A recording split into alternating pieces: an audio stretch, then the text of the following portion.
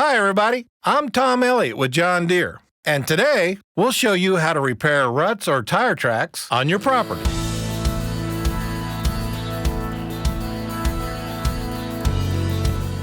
No matter how soft your tractor seat might be, dealing with a bumpy ride while doing your work can be a pain in the seat.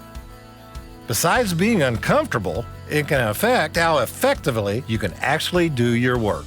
That's the case in this property owner's round bale storage area. Theirs is a very active cow-calf hay operation, and the weather this spring was pretty wet. Now that things have dried out, tire tracks made by their tractors on wet ground have hardened, making for a mighty bumpy ride.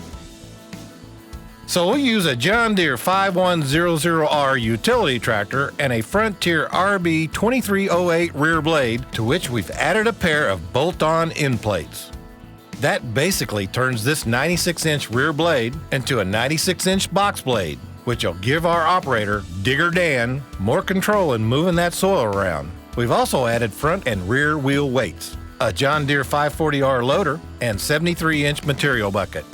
As you might imagine, this is a pretty simple project. Dan will run the rear blade over the tire tracks, both parallel with them and at an angle, knocking down the ridges and moving soil around to fill in the rutted areas and create a more even surface.